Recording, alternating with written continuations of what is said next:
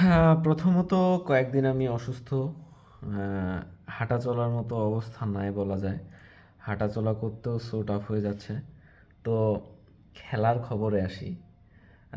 দুপুর পর্যন্ত ধরে নিয়েছিলাম যে না, আর্জেন্টিনা জিতে যাবে। এই ম্যাচ দেখার তেমন একটা প্রয়োজনীয়তা নাই, কারণ এই ইজিপ্টের সাথে খুব ইজিলি জিতে যাবে। তো যখন ফার্স্টে একটা গোল খাইয়ে গেছে, তারপর থেকে ভয় লাগার মতো একটা অবস্থা। ভয়ে পায়েই গেছিলাম। আর মানে খেলাটা এমন হয়ে গেছে যে ছোট ছোট দলগুলো এবার এমন খেলতেছে, আপনার ধারণার বাইরে হয়ে যাচ্ছে। তো সেকেন্ড মানে হাফের পরে যখন আরেকটা গোল খায় গেল, তখন আশা ভরসা ছাড়ে দিলাম যে না, আর মনে হয় জিততে পারবো না। তো খেলা না দেখে আর থাকতে পারলাম না, যাই খেলা দেখা শুরু করলাম। লিটারেলি রাগ উঠতেছিল যে এটা কি খেলা হচ্ছে, মানে কিভাবে আর্জেন্টিনা দুইটা গোল খায় যাইতে পারে ইজিপ্টের কাছে। তো দুইটা গোল খাওয়ার পর তো নিজের আর কোনো মানে ইচ্ছাই ছিল না যে খেলাটা দেখি, আর কনফিডেন্সটাও সেই বাজে হয়ে গেছে যে না, আর্জেন্টিনা জিততে পারতেছে না। তো ফাইনালি আর্জেন্টিনার কামব্যাকটা জাস্ট ওয়াও ছিল, ফ্যানোমেনাল কামব্যাক ছিল এটা। টু বি ভেরি অনেস্ট, আমি নিজে কনফিডেন্স ছিলাম না, এতটাও কনফিডেন্ট ছিলাম না আর্জেন্টিনা এইভাবে কামব্যাকটা দিতে পারবে। আর মেসিকে নিয়ে বলি, মেসি, আপনি ওকে নিয়ে যত ট্রোল করার চেষ্টা করেন, ও আপনার দিন শেষে ট্রোল করার জায়গাটা মানে নাকচ করে দিবে, ওইটা এক্সিস্ট করতে দিবে না। দেখেন আপনি মেসি লাস্ট দুই ম্যাচে দুইটাতেই পেনাল্টি মিস করছে, but at the same time পরে যায় আবার স্কোর করছে। তো মেসির সাথে আপনি গ্রেটেস্ট হিসাবে ফুটবলের যে সর্বকালের সেরা, এটার সাথে আপনি আর কারো কম্পারিজনে আনতে পারবেন না। যদি আপনি ট্রাইও করেন, দ্যাটস মানে কি বলবো, এটা আপনার রং একটা ইচ্ছা শক্তি। তো আমি আপনার সাথে কোনটাতে এগ্রি করতে চাই না। যেমন ধরেন আপনি বলতে পারেন আহ, হালান্ডের মতো, ব্রুট হালান্ড বা এমবাপ্পের মতো মেসির মধ্যে স্পিরিট নাই। সো ভাই, আপনাকে একটা কথা বলি, মেসি নাও 39, আর ব্রুট হালান্ড এমবাপ্পে তাদের প্রাইম টাইমে আছে বর্তমানে। তাদের সাথে এভাবে মেসির কম্পারিজন যায় না, প্রথমত। আর দ্বিতীয়ত হচ্ছে যে যারা এভাবে বলতেছেন যে এমবাপ্পে আর ব্রুট হালান্ডের মতো মেসি কোনো প্লেয়ার না, তাদের ধারের কাছে মেসি নাই, সো তাদের উদ্দেশ্যে আমি একটা কথা বলতে চাই, bro, please check out Messi's prime. I think আপনার মধ্যে মেসির সম্বন্ধে কোনো আইডিয়া নাই। মেসি যখন বার্সেলোনায় খেলছে, মেসি যখন 2014 পরে পারফর্ম করছে, তার প্রাইম টাইমটা দেখেন আপনি একবার, তাইলে আপনি বুঝে যাবেন। আপনার এমবাপ্পে, ব্রুট হালান্ডকে আমি কখনো দেখি নাই যে এভাবে করে চারটা পাঁচটা প্লেয়ারকে ক্রস করে ড্রিবলিং করে আসে গোল করছে। তারা ডিবক্সের বাইরে থেকে শট করছে, তারা একটা দুইটা প্লেয়ারকে ক্রস করে যায় স্পিডের মাধ্যমে গোল করছে। ঠিক আছে, আমি এটার সাথে এগ্রি যে তাদের দৌড়ানো একটা স্পিড আছে। মেসির প্রাইমেও এরকম একটা স্পিড খুব কম ছিল তাদের মতো, বাট মেসি যে তার প্রাইমে ছিল, তার প্রাইমের মতো এখন পর্যন্ত তার ধারের কাছে আমি কাউকে ঠেকাইতে চাচ্ছি না। আর আরেকটা কথা হচ্ছে, আমাদের শামীম আহমেদ মনা ভাই, কন্টেন্ট ক্রিয়েটর, উনি কিন্তু প্রায় সময় আর্জেন্টিনা নিয়ে একটা কথা বলে। যদিও উনি ব্রাজিল সাপোর্টার, বাট আর্জেন্টিনা নিয়ে একটা কথা বলে যে আর্জেন্টিনার টিম বন্ডিংটা, এই আর্জেন্টিনার টিম বন্ডিংয়ের মতো আর কোনো দলের টিম বন্ডিং নেই। এটার সাথে আমি একদম খুবই এগ্রি। কারণ হচ্ছে আপনি দেখেন, আর্জেন্টিনা দুইটা গোল খাইছে, দুইটা গোল খাওয়ার পরেও এত সুন্দর ওদের টিমের যে কম্বিনেশনটা, মানে হয় না এমন যে আপনি দুই একটা গোল খাই গেলেন, তাও আবার হাফ টাইমের পরে আসে দুইটা গোল খাইছেন, হাফ টাইম পার হয়ে গেল, তারপর আপনি দুইটা গোল খাইয়ে গেছেন অলরেডি। তো এমন হয়, দেখা যায় যে অনেক টিমের এলোমেলো হয়ে যায়, কারোর সাথে আর কারো মিলতেছে না, মানে তাদের নিজেদের সাথে নিজেদের প্লেয়ারদের মিলতেছে না। কেউ আরেকজন মিস করলে তাদের উপর মানে চেতে যায়, রাগে যায়। বাট আর্জেন্টিনার সাথে আজকে যে এই খেলাটা দেখেন, আজকে আর্জেন্টিনার যে পারফর্মটা, কেউ কারোর প্রতি বিরক্ত না, একটার পর একটা ট্রাই করতেই আছে। আর মেসিকে যে তারা রেসপেক্টটা দেয়, মেসিকে তারা যেভাবে ট্রিট করে, এটা আলাদা কোনো প্লেয়ার পাইছে কোনো দল থেকে আমি মনে করি না। কারণ আপনি দেখেন, এপাশে রোনালদো যে গ্রেটেস্ট একজন, তাকে কিভাবে ট্রিট করতেছে তার দল। গত ওয়ার্ল্ড কাপে তাকে বেঞ্চে বসায় রাখা হয়েছিল, তার টিম তার সাথে ভালো বিহেভিয়ার করতে পারে নাই। এবারেও তাকে সেমভাবে ইগনোর করা হয়েছে। রোনালদোকে তেমনভাবে ট্রিট করে নাই। মেসিকে দেখেন, আর্জেন্টিনার টিম কত সুন্দরভাবে তাকে ট্রিট করতেছে।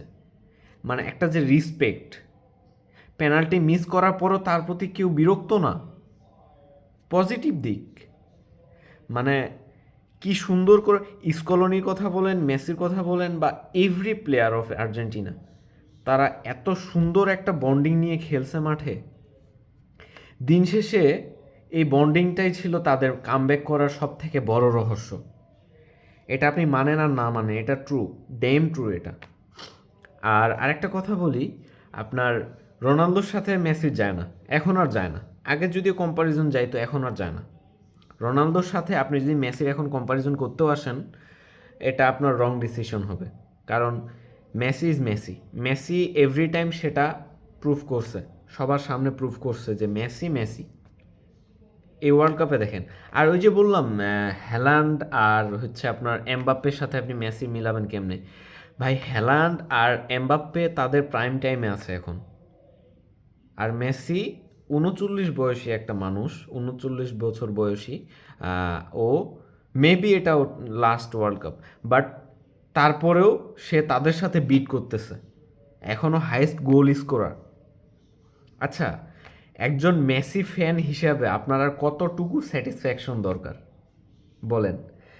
আলাদা CR7 ফ্যানদের কথা বলি, নেইমার ফ্যানদের কথা বলি, বা যে কোনো প্লেয়ারের ফ্যানদের কথা বলি, তারা কতটা স্যাটিসফাইড হইতে পারছে তাদের মানে প্রিয় ফুটবল তারকাকে নিয়ে? আপনি অ্যাজ এ মেসি ফ্যান হয়ে যতটুকু স্যাটিসফাইড হইতে পারছেন, আমার মনে হয় না যে ইতিহাসে কেউ এতটা স্যাটিসফাইড হইতে পারছে। ভাই, আপনি ক্লাবের খেলা থেকে শুরু করে, ন্যাশনাল টিমের খেলা শুরু করে, ওয়ার্ল্ড কাপের পারফরমেন্স শুরু করে, সব কিছু মিলায় অ্যাজ এ মেসি ফ্যান হিসেবে মানে টু মাচ স্যাটিসফ্যাকশন মেসি আমাদেরকে দিয়ে দিছে। যদিও এবারের বিশ্বকাপে আমাদের ট্রফি প্রত্যাশা নাই, মেসি যা দিছে এনাফ, একদম এনাফ, আমাদের আর কিছু দরকার নাই। আর আরেকটা কথা বলি, আরেকটা জিনিস হচ্ছে কি, মানে নেইমারের কথা বলি। নেইমারকে আমি পার্সোনালি খুব পছন্দ করি, নেইমারের স্কিল আছে, নেইমারের খেলা ভালো লাগে। বাট এই যে কিছুদিন ধরে দেখতেছি কেউ কেউ বলে দিচ্ছে বিদায় লেজেন্ড, এই সেই হ্যান ত্যান, এত ইমোশন। হ্যাঁ, আপনি ইমোশন দেখাইতে পারেন, আপনার একটা পছন্দের প্লেয়ার, আপনি তার খেলা দেখতে পারছেন না, সে ভালো পারফর্ম করতে পারতেছে না, তাকে চান্সেস দেওয়া হচ্ছে না, বা তার পারফর্ম করার মতো অবস্থা নাই ইনজুর্ডের কারণে। বাট এই যে তাকে লেজেন্ড বলে ফেলতেছেন, ভাই লেজেন্ড খেতাবটাকে এত সস্তা বানায় ফেলতেছেন কেন? হোয়াই? মানে লেজেন্ড, কিংবদন্তি, এই খেতাবটা কি এতই সস্তা হয়ে গেছে যে আপনি নেইমারকে এত সহজে তাকে কিংবদন্তি বলে ফেলতেছেন? একটা প্লেয়ারকে কখন কিংবদন্তি বলবেন? যে সেরাদের তালিকায় থাকবে, মানে সেরাদের সেরার তালিকায় থাকবে। এখন নেইমারকে আপনি অ্যাভারেজ প্লেয়ার বলতে পারেন, কারণ নেইমার ভিনিসিয়াস জুনিয়রের ক্যারিয়ার অলমোস্ট সেম। কিছু কিছু ক্ষেত্রে ভিনিসিয়াস জুনিয়র তার থেকে অ্যাডভান্স। তো ভিনি কি দোষটা করলো, কি ভুলটা করলো? আমি মানতেছি নেইমার ভালো প্লেয়ার, নেইমার আমারও পছন্দের একটা প্লেয়ার, বাট রিয়েলিটিতে আসেন, ইনজুর্ডের কারণে তার ক্যারিয়ারটা লং হইতে পারে না। যে প্লেয়ারটার একটা ক্যারিয়ার ন্যাশনাল টিমে নাই, যে প্লেয়ারটার একটা ক্যারিয়ার লং কোনো একটা ক্যারিয়ার ক্লাব টিমে নাই, সেই প্লেয়ারটাকে আপনি কিভাবে লেজেন্ড বলে ফেলতেছেন? হাউ? ভাই কিভাবে, বুঝি না। নেইমারকে আপনি 8-10টা প্লেয়ারের মতো অ্যাভারেজ ধরেন না কেন? মানে 10 নম্বর জার্সি দেখে আপনি তাকে লেজেন্ড বলতেছেন? আপনি লেজেন্ড বলবেন মার্সেলোকে, মার্সেলো আমার খুব পছন্দের একটা প্লেয়ার। লেজেন্ড বলবেন আপনি কাকাকে, লেজেন্ড বলবেন আপনি রোনালদিনহিওকে, ঠিক আছে। নেইমারকে আপনি লেজেন্ড বলতে পারেন না, যার কাছে একটা ব্যালন ডিওর নাই, যার একটা গোল্ডেন বুট নাই, যার টুর্নামেন্ট সেরার কোনো একটা মানে ট্রফি নেই, তাহলে তাকে কিভাবে আপনি লেজেন্ড বলতে পারেন? তার অ্যাচিভমেন্ট দেখান, মানে কয়েকটা স্কিল আছে, ভালো খেলে তাকে আপনি তো এভাবে করে লেজেন্ড বলতে পারেন না, তাই না? লেজেন্ড তো এত সস্তা না, সে একটা এভারেজ প্লেয়ার। আচ্ছা, এবার আসি আমাদের মেসিকে নিয়ে। তো খুব কম প্লেয়ারই তাদের শেষ ওয়ার্ল্ড কাপে বা তাদের শেষ সময়ে আসে তাদের সর্বোচ্চটুকু দিয়ে মানে ভালো পারফরমেন্স করতে পারছে আর অনেক বড় কিছু অ্যাচিভ করতে পারছে, তাদের মধ্যে মেসি সেরা। আহ, যদি আপনাদেরকে বলা হয়, ধরেন যে জার্মানির মুলার খুব সুন্দর খেলছে, তার লাস্ট ওয়ার্ল্ড কাপে অনেক ভালো পারফর্ম করছে। তারপর নেদারল্যান্ডের আমার one of the most favourite player Robben, টাকলা করে রবেন ছিল একটা, এত জোস খেলছে, খুব ভালো খেলতো, আমার খুব পছন্দের একটা প্লেয়ার ছিল। আহ, রবেন অনেক ভালো খেলছে লাস্ট ওয়ার্ল্ড কাপে। ইভেন মেসি এবার আসে, সব থেকে ভালো খেলছে। মেবি মেসির এটা লাস্টই হওয়ার কথা, তারপরও মেসি তার সর্বোচ্চটুকু দিছে। আমার মনে হয় না যে মেসি আহ, তার জীবনে আর কিছু অর্জন করা বাকি আছে, আর দরকার নাই, অনেক দিছে। আর দেখেন, আপনি মেসির সাথে ইয়ার রোনালদো কম্পারিজন করেন, লাস্ট ওয়ার্ল্ড কাপে এই ওয়ার্ল্ড কাপে কে কয়টা গোল করতে পারছে? শুধু ওই যে সু সু করে, মনে করেন যে ফিটনেস দিয়ে কিছু হয় না তো। দিন শেষে আমরা যতই বলি যে রেজাল্টটা ডাজন্ট ম্যাটার, ভাই দিন শেষে আপনার রেজাল্টটা অনেক ম্যাটার করে।